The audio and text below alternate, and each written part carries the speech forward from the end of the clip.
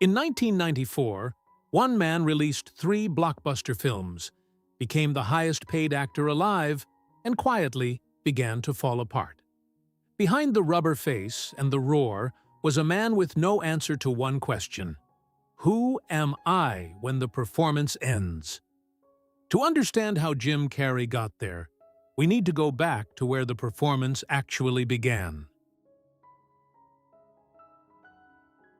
Born on January 17, 1962, in Newmarket, Ontario, Jim Carrey entered the world in a family that carried the quiet dignity of those who have very little but refuse to call it poverty.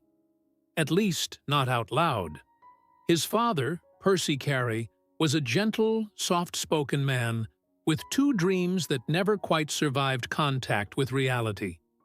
The first was music. Percy played saxophone with the tenderness of someone who believed art could sustain a life. The second was stability. And for a while, working as an accountant, he managed to hold both dreams in his hands at once.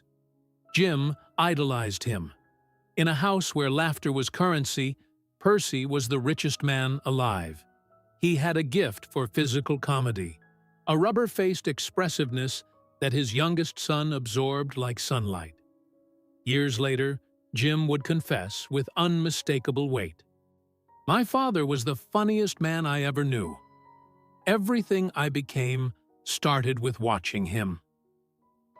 That sentence carries more than admiration. It carries grief, because Percy's world collapsed without warning. When Jim was 12, his father lost his accounting job. Not through failure or fault, but through the indifferent cruelty of corporate restructuring. The safety net vanished overnight. What followed was not a gradual decline, but a free fall. The family sold what they could, packed what remained, and moved into a Volkswagen camper van parked on the lawn of a relative who barely had enough room for their own struggles. For a child already sensitive, already performing for approval, the humiliation was total. School became a battlefield of unspoken shame. Jim would arrive each morning from a van in a driveway, and carrying the unbearable awareness that classmates slept in bedrooms while he folded himself into a back seat. He learned quickly that laughter was armor. Make them laugh before they laugh at you. Make the joke before you become one. But survival demanded more than comedy. At 14, Jim took a job at the Titan Wheels factory, working 8-hour shifts after school, alongside grown men who never asked why a child was standing beside them on an assembly line. The shifts were grueling, the environment harsh, and the contrast between the boy who dreamed of Hollywood and the boy tightening bolts in a factory was almost unbearable, he later recalled. "I was working like a man at 14. I had no childhood left, just exhaustion and the desperate need to be somewhere else. That somewhere else was always the stage. At home, Jim performed for his mother, Kathleen, a woman consumed by chronic illness and a depression so heavy it seemed to press the air out of every room she entered. Jim appointed himself her personal comedian, her one-man variety show, her reason to smile on days when smiling required effort. He would contort his face, invent characters, throw himself across furniture. Anything to pierce the fog.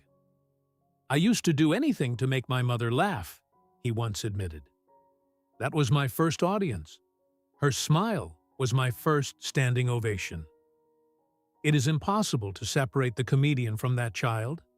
Every elastic expression, every desperate physical gag, every performance pushed to the absolute edge of endurance. It all traces back to a sick mother in a cramped van, and a boy willing to destroy himself just to make her forget the pain for a moment. And at 16, Jim dropped out of high school. Not from rebellion, but from necessity. The factory, the family, the daily arithmetic of survival left no room for classrooms. He stood at the edge of a life that offered nothing glamorous, carrying only a ferocious, almost irrational belief that he was meant for something the van and the factory floor could not contain. Percy, despite losing everything, never stopped encouraging that belief. He drove Jim to comedy clubs.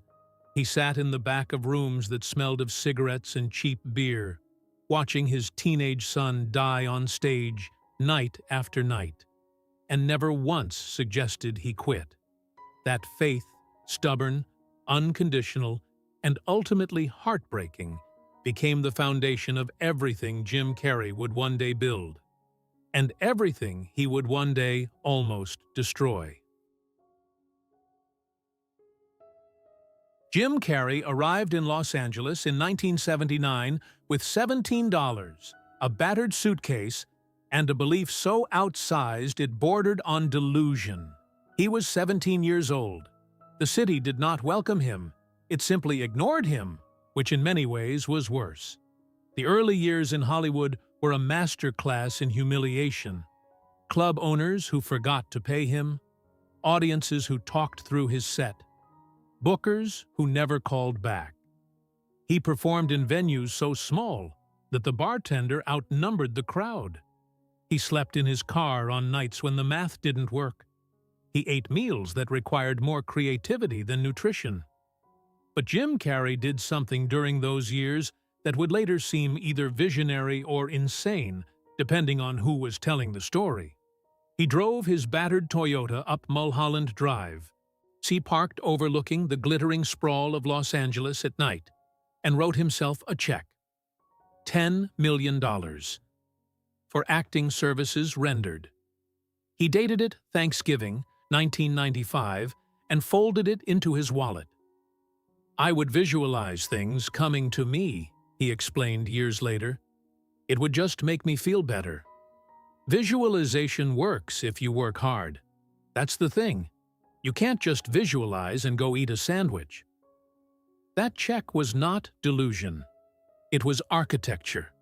Jim was building a reality before reality had agreed to cooperate. His first real breakthrough came through In Living Color, the groundbreaking sketch comedy show that debuted in 1990. Here, finally, was a stage large enough for what lived inside him. Week after week, he exploded across the screen with a physical fearlessness that left audiences breathless. Fire Marshal Bill, Vera DeMilo. Characters so committed, so unhinged, so willing to sacrifice the performer's body on the altar of the joke that viewers couldn't look away. Hollywood noticed. Then 1994 arrived, and it arrived like a demolition. Ace Ventura, Pet Detective, The Mask, Dumb and Dumber. 3 films, 1 calendar year.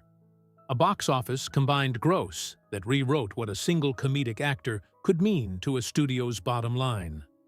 Overnight, Jim Carrey became the most bankable comedian on the planet. He signed a contract for $20 million for The Cable Guy, the first time any actor had reached that number. And the entertainment industry genuinely did not know how to process it. And the boy from the van had cashed his check.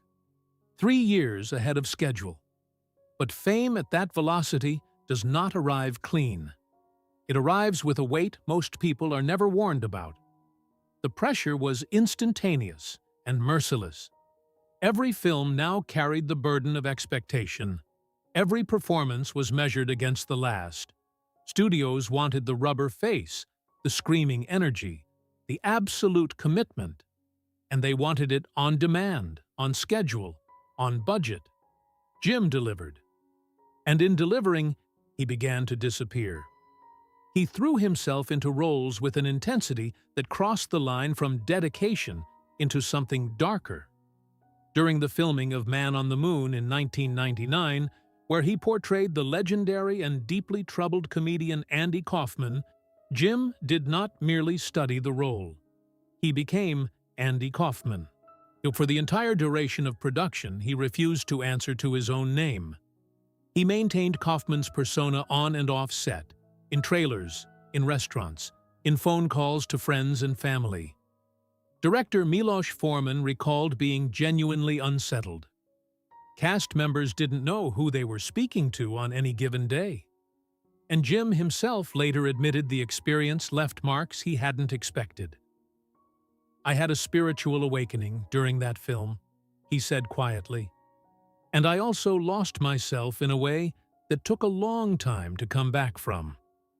The applause was deafening. The Golden Globe was real.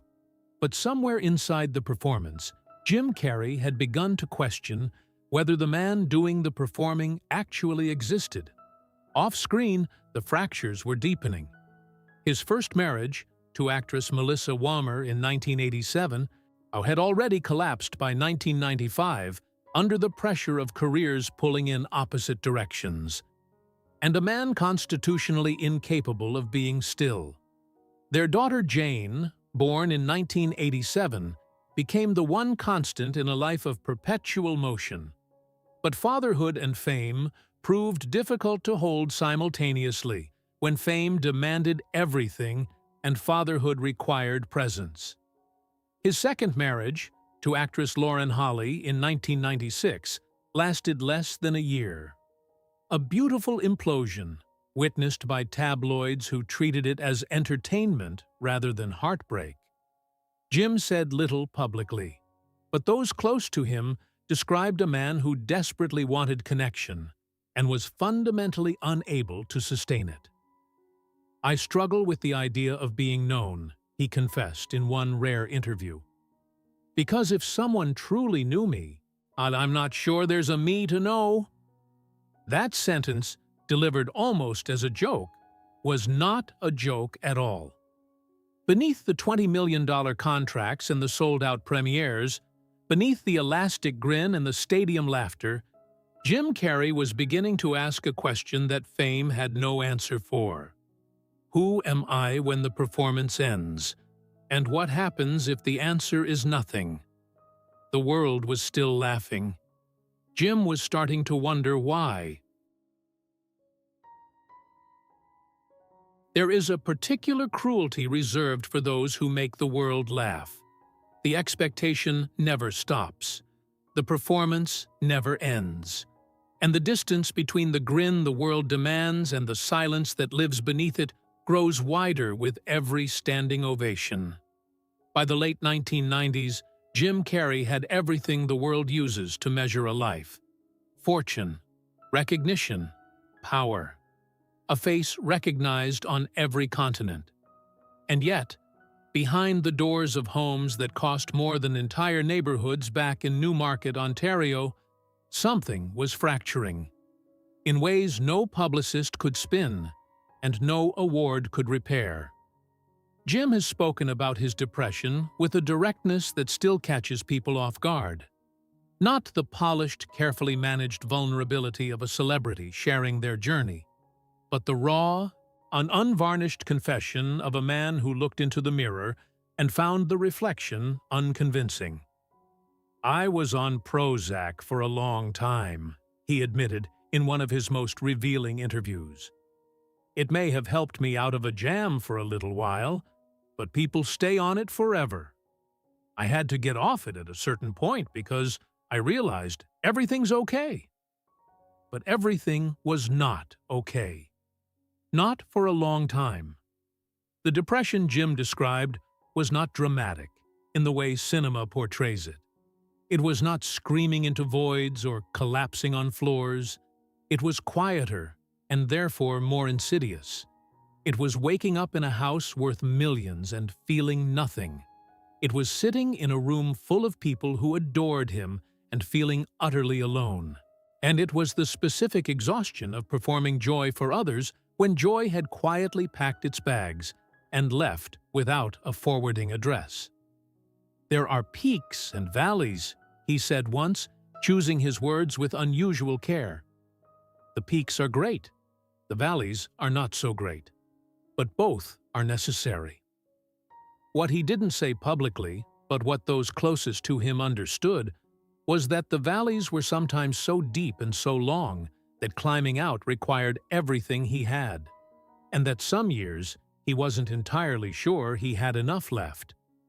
The relationship that perhaps best illuminated this period was with actress Renee Zellweger. They met on the set of Me, Myself, and Irene in 2000, fell into a romance that seemed, from the outside, almost impossibly charming.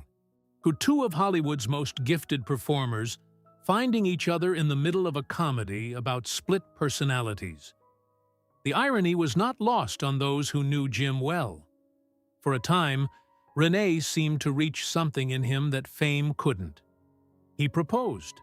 She accepted. And for a brief window, the man who had spent decades running appeared to slow down. Then, in 2000, after barely a year together, it ended. Quietly. Without the tabloid warfare that usually accompanied Hollywood separations of that magnitude. Jim released a statement so spare, it almost felt like a poem. Renee said nothing at all. What remained was the pattern. A man of extraordinary emotional depth, capable of profound connection on screen and in brief, intense bursts of real life, but unable to sustain the ordinary, unglamorous, a repetitive intimacy that long relationships demand. Not because he didn't want it, but because something in him couldn't stop moving long enough to let it take root. His relationship with his own mind was equally turbulent. In interviews from this period, Jim began speaking with increasing frequency about the nature of identity itself. Not in the casual, deflecting way celebrities often philosophize to avoid genuine questions, but with the urgency of someone who had genuinely looked behind the curtain and found the machinery unsettling. "I don't believe in depression as a disease," he said at one point, a statement that drew both admiration and criticism. "I think it's a transition, a spiritual transition. The you that you think you are is not who you really are." These were not the words of a man performing profundity for an audience. They were the words of a man actively wrestling with something enormous, trying to build a philosophy strong enough to hold the weight of a pain he couldn't name any other way. His father, Percy, the man who had driven him to comedy clubs in the dark, who had believed when belief seemed irrational, died in 1994. The timing was devastating. Percy did not live to see the $20 million contract. He did not see the sold-out premieres or the magazine covers. He died just as the dream he had nurtured arrived in full bloom. Jim has spoken about this loss with a grief that decades have not softened.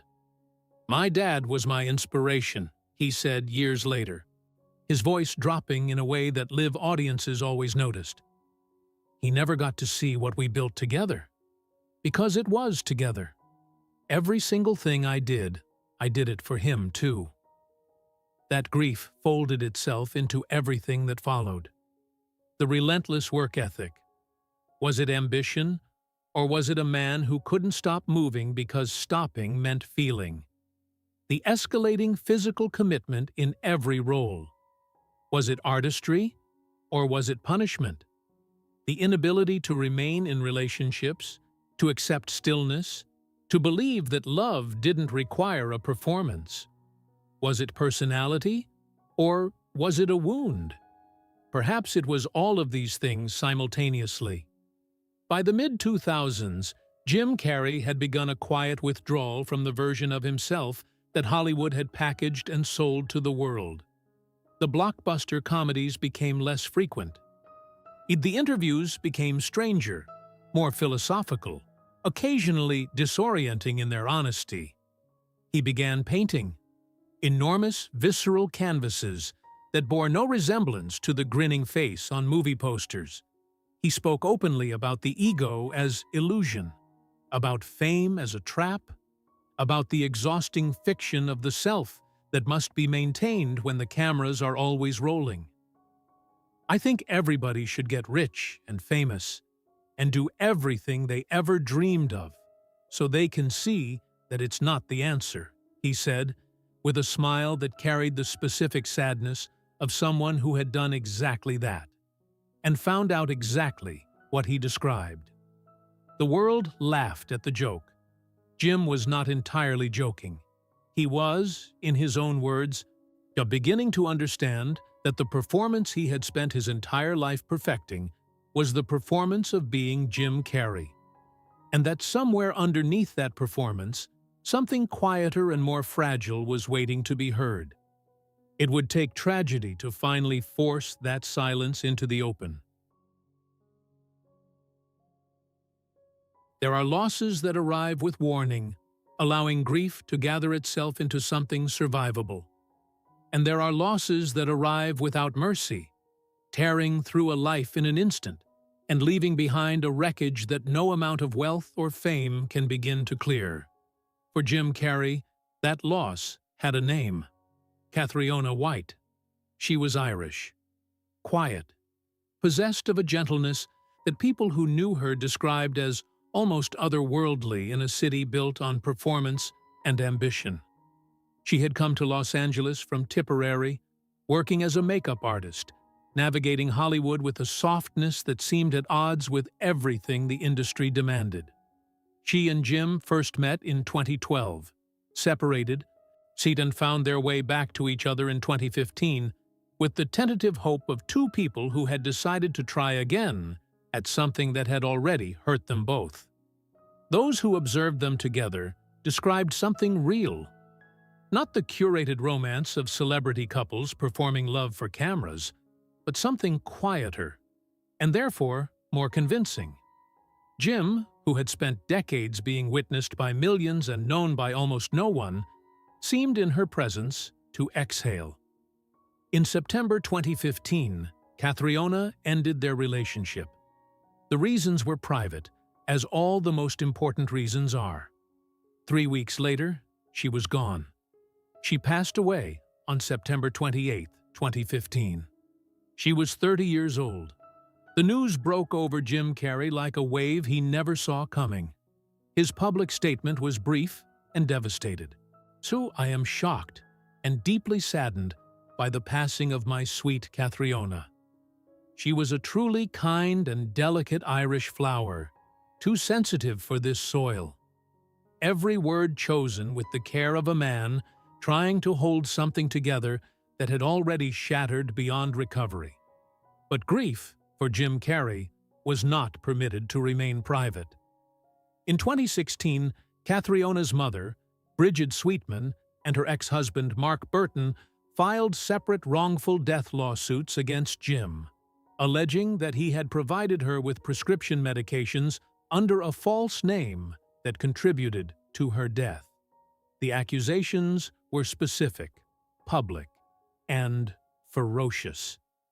Tabloids that had spent decades documenting Jim's rise now dedicated their front pages to dismantling him.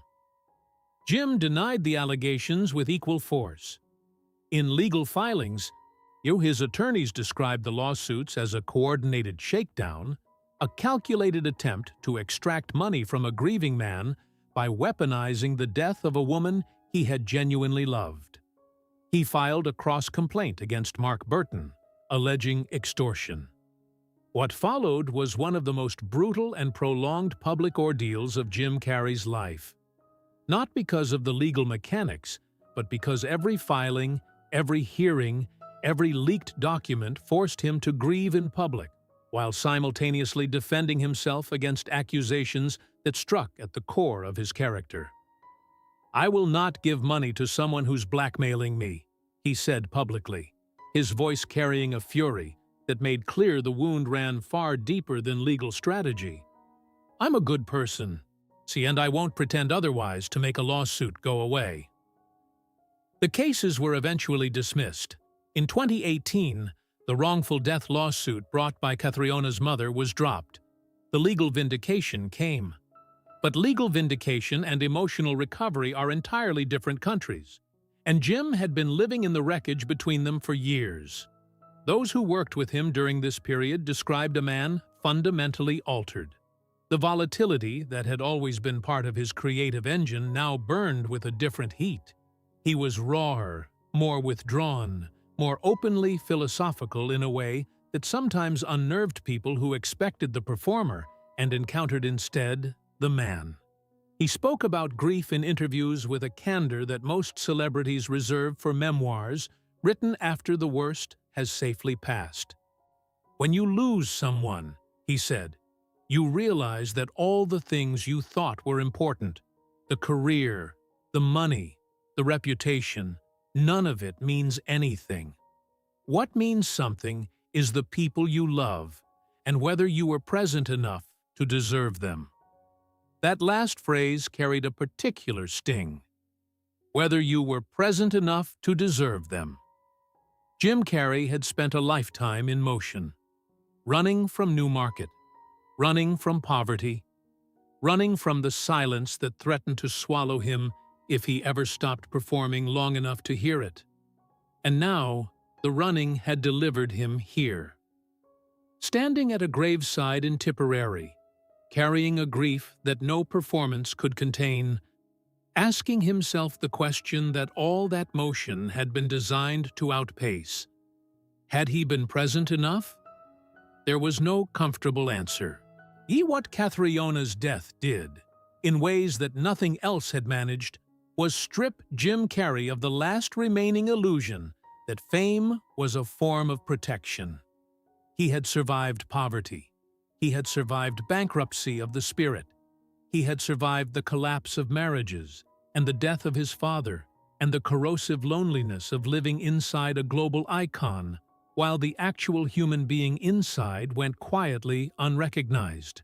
But this grief was different in its texture. It was not the grief of something lost through time or distance, or the ordinary erosion of relationships. It was sudden. It was permanent. And it arrived with a cruelty that his philosopher's mind, the mind that had spent years constructing elaborate frameworks for understanding suffering, could not process into meaning. "I've often said that I wish people could realize all their dreams of wealth and fame, so they could see it's not where you'll find your sense of completion," he had said years earlier, almost presciently. Now, standing in the ruins of the loudest silence he had ever known, Jim Carrey began the slowest and most important journey of his life. Not toward the next role, not toward the next performance, not toward the next version of himself that the world would recognize and applaud, but inward, toward something quieter, toward the place underneath the rubber face and the $20 million smile where the boy from the van had been waiting all this time to finally come home. There is a particular kind of courage that the world rarely applauds. Not the courage of charging forward, of conquering stages and signing contracts and willing dreams into existence through sheer ferocious momentum, but the courage of stopping, of laying down the armor, of choosing, deliberately and at great personal cost, to become smaller in the eyes of a world that had spent decades worshipping your enormity. Jim Carrey chose that courage. It did not happen in a single dramatic moment. There was no press conference, no announcement, no carefully managed narrative handed to a publicist for distribution. It happened the way most genuine transformations happen, slowly, quietly, and largely invisible to the audience that thought they knew the performer they were watching. The first signal was the painting. Jim had always drawn and sketched privately, the way certain people carry a secret language no one else is invited to read. But somewhere in the years following Cathriona's death, the private sketching became something else entirely. He retreated into a studio and began producing work that bore no resemblance to anything the entertainment industry would have recognized as belonging to Jim Carrey. The canvases were large, aggressively so. The imagery was visceral, politically charged, psychologically dense. Faces dissolving into abstraction, figures caught between recognition and erasure, colors applied with the urgency of someone exorcising rather than decorating.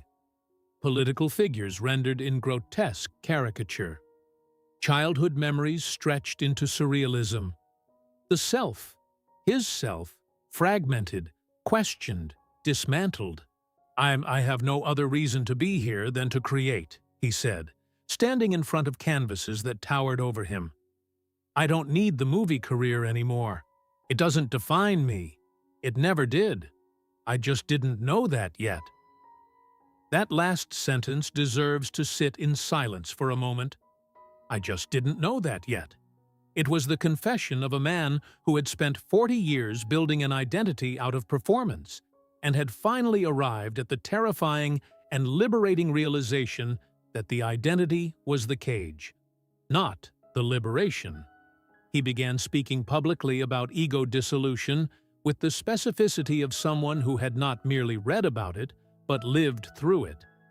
In interviews that confused entertainment journalists expecting press junket pleasantries, Jim spoke about consciousness, about the fiction of the self, or about the liberating horror of understanding that the entity called Jim Carrey was a construction, useful, brilliant in its way, but ultimately as fictional as Ace Ventura or The Mask. I don't have a depression problem. I have a who am I problem, he said.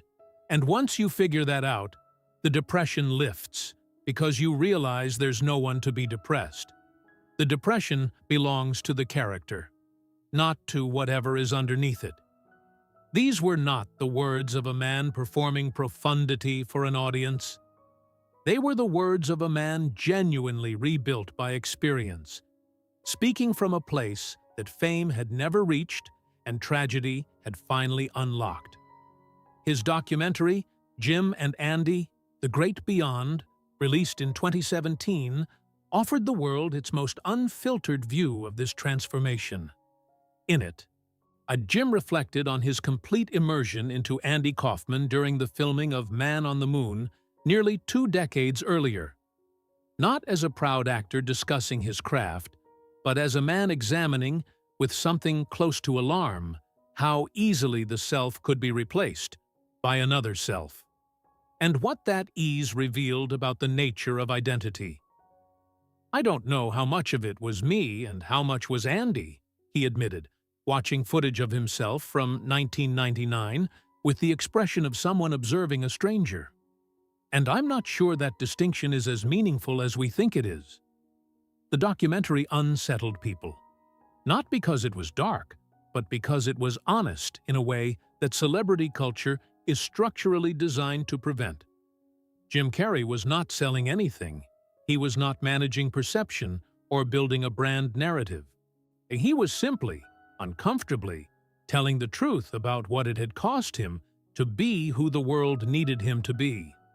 His output slowed dramatically. The blockbusters gave way to selective, quieter projects. Kidding, the television series in which he played a beloved children's entertainer, fracturing under the weight of private grief, felt less like acting and more like autobiography, thinly veiled in fiction. The character's losses mirrored Jim's own, the character's desperate need to maintain a smiling performance. For a world that depended on his joy, mirrored something Jim had been living since he was a child, contorting his face to make his sick mother laugh. The parallel was not subtle. It was not meant to be. Off-screen, his days bore no resemblance to the life Hollywood expected of a man with his wealth and history. Mornings began in the studio, in silence, in front of canvases. He read voraciously. Philosophy, theology, neuroscience, anything that illuminated the question he could not stop asking about the nature of consciousness and the fiction of the self. He spent time in nature with a deliberateness that felt almost devotional. He spoke less, listened more, accepted fewer invitations to the rooms he had once dominated. I think the purpose of life is to be useful, to be responsible, to be compassionate, he said in one interview, in a voice so quiet that journalists leaned forward instinctively. It is, above all, to matter to count, to stand for something, to have it make some difference, that you lived at all. The man who had once written himself a check for $10 million was now measuring wealth in entirely different denominations. Oh, and yet, because Jim Carrey has never been a man who fits neatly into any narrative, including the one being told here, the transformation was not without its own contradictions and costs.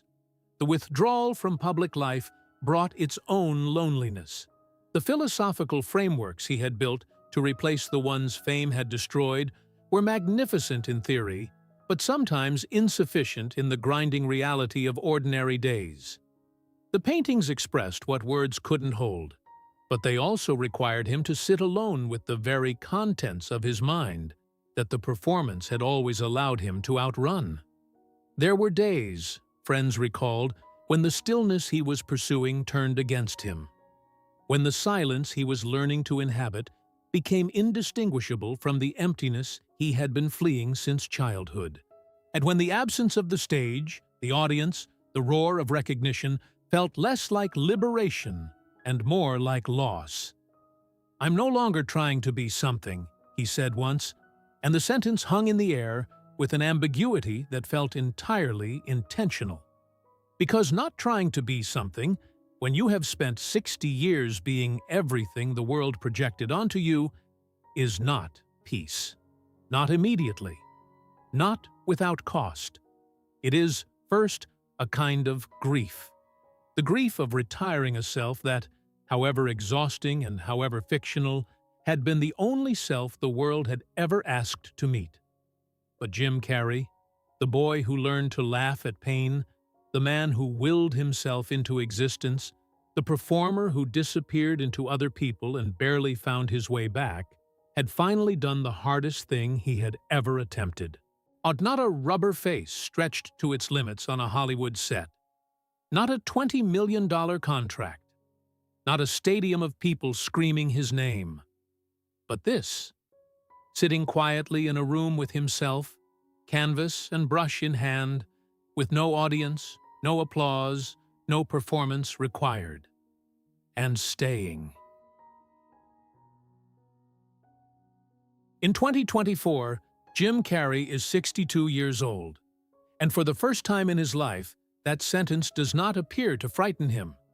He lives primarily in Los Angeles, in a home that functions less as a trophy of achievement and more as a working sanctuary. The studio where he paints occupies a significant portion of his daily existence. Mornings begin not with scripts or calls from agents or the machinery of celebrity maintenance, but with silence, brushes, and the particular quality of early light that painters learn to read the way sailors read the sea. His fortune, estimated at over $180 million, is largely irrelevant to the architecture of his days. He does not discuss it with the pride of a man who clawed it from poverty, nor with the guilt of a man who believes he shouldn't have it.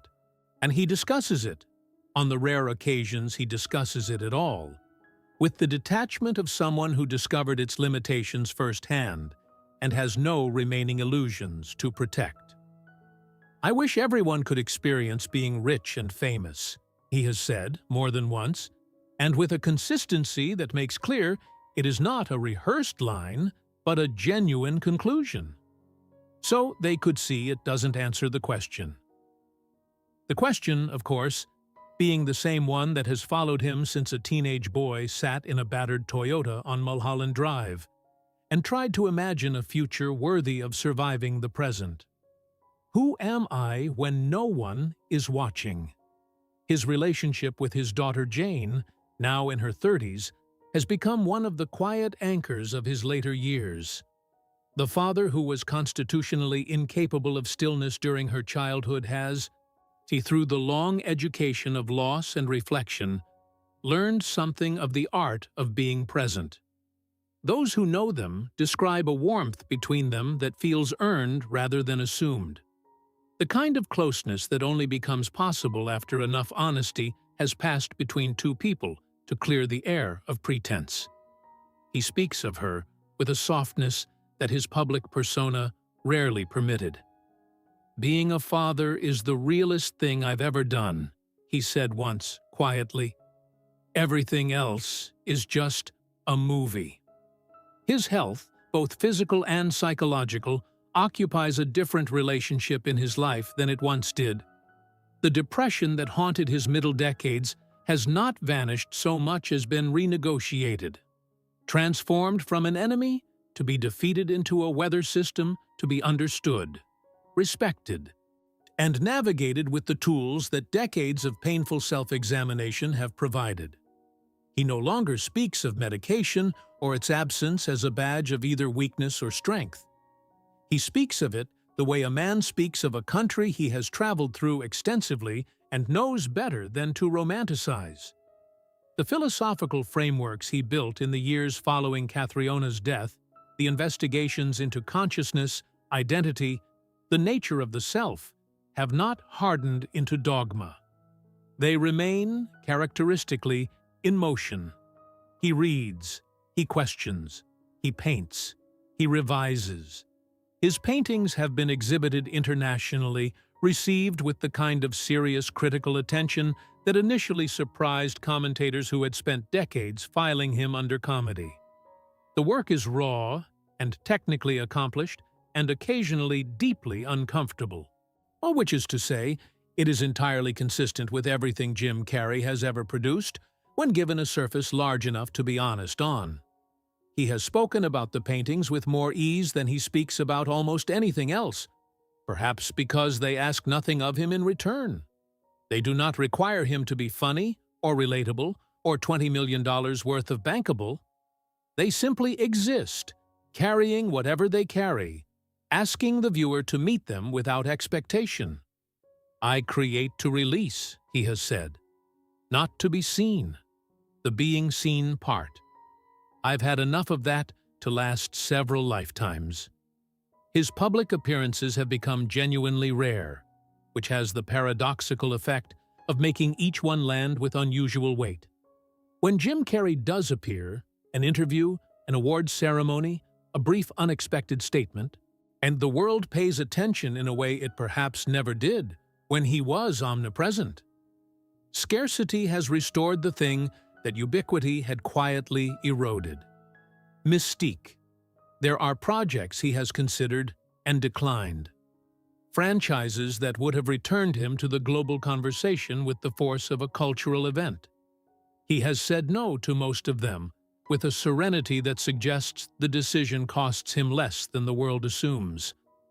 "I don't need to be everywhere," he said in one recent conversation. "I was everywhere. It didn't help."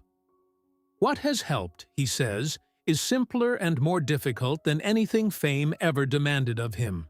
Stillness, honesty, the willingness to sit with discomfort rather than perform his way out of it. The acceptance that the boy from the van in Newmarket, the one who learned to make his sick mother laugh, who wept alone after sets in clubs that smelled of cigarettes, who wrote a check to himself on a dark road above a glittering city. That boy never needed to become a legend to be worthy of love. He needed to believe he was already worthy of it.